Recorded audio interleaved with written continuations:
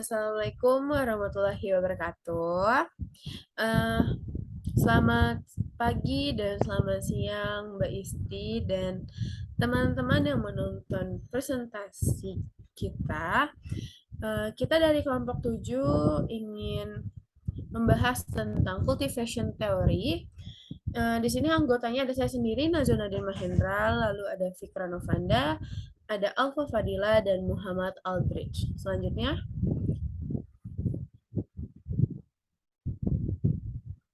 Selanjutnya di sini ada definisi teori.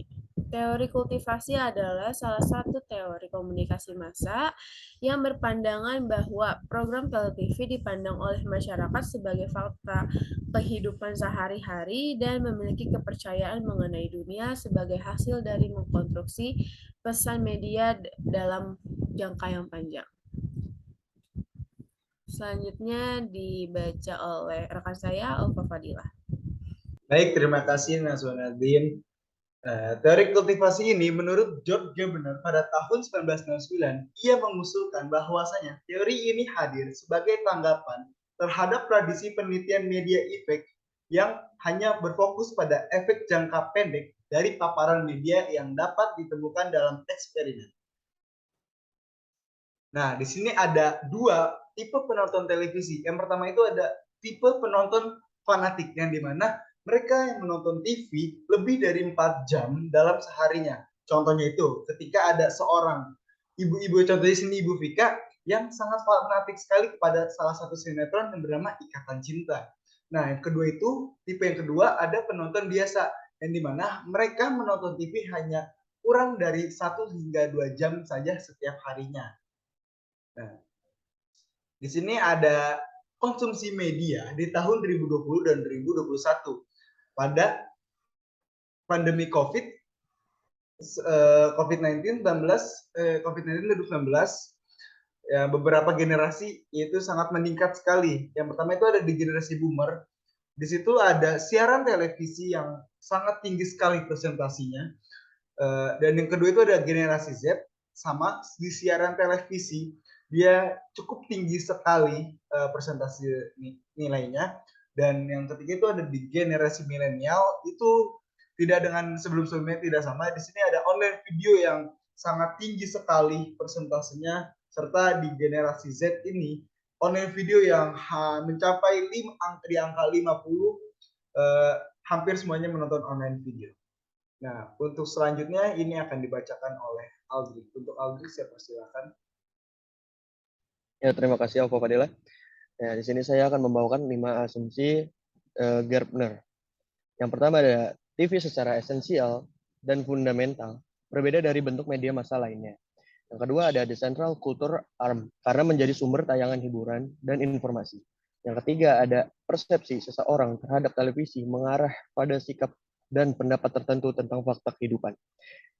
Yang keempat, fungsi utama televisi adalah sebagai media sosialisasi dan enkulturasi. Yang kelima, ada pengamatan dan pengukuran kontribusi televisi terhadap kebudayaan relatif kecil tetapi dampaknya besar. Selanjutnya. Teori kultivasi memiliki paradigma positivis atau interpretatif. Tradisinya, teori ini menggunakan sosiopsikologis atau sosial kultural. Penelitiannya memakai kuantitatif atau kualitatif. Metodenya memakai subjektif atau objektif. Slide selanjutnya akan dibawakan oleh Fikra Novanda. Fikra Novanda dipersilahkan. Ya, terima kasih kepada Aldrich. Selanjutnya saya akan membawakan contoh kasus dari film-film sinetron, yaitu di mana dapat kita jumpai di sinetron-sinetron yang ditayangkan di stasiun televisi swasta. Belakangan ini sangat tidak mendidik untuk ditonton oleh anak-anak dikarenakan dalam sinetron tersebut bisa menggambarkan adanya diskriminasi terhadap anak-anak yang kurang mampu dan menunjukkan sikap kurang ajarnya. Tidak menghargai teman, bahkan tidak sungkan-sungkan sosok orang tua pun dimasukkan ke dalam sinetron yang meremehkan dan mengata-ngatai seseorang secara jelas diperlihatkan dalam sinetron dengan mengeluarkan cemoohan yang menyimbolkan golongan sosial dan ekonomi. Dan bagi para pecandu itu adalah hal biasa saja dan memang benar adanya karena menurut mereka apa yang terjadi pada masyarakat saat ini memang seperti itu. seperti yang dicerminkan dalam sinetron-sinetron. Padahal di dunia nyatanya tidak semua orang tua bersikap seperti itu. Selanjutnya itu ada teori inti budaya. Teori inti budaya itu muncul dalam situasi perdebatan antara sekelompok ilmuwan yang percaya dampak kuat komunikasi dan kelompok secara pada dampak terhadap media-media yang ada. Sebagai serta perdebatan di antara banyaknya kelompok itu, kurang lebih dari 4.444 kelompok yang menganggap dampak media sangatlah kuat. Komunikasi massa secara langsung dengan 4.444 kelompok tersebut menganggap dampak media massa ini bersifat tidak langsung ataupun kumulatif. Ya, selanjutnya saya akan serahkan lagi kepada Aufa Fadilah.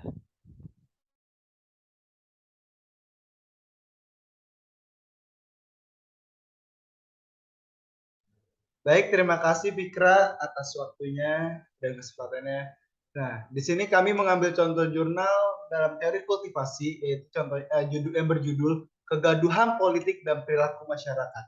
Nah, pada jurnal ini paradigma yang digunakan adalah positifis, serta tradisi yang digunakan itu menggunakan sosial kultural, sehingga menggunakan metode penelitian kuantitatif dengan menyebarkan survei Google Form dan metodenya itu objektif.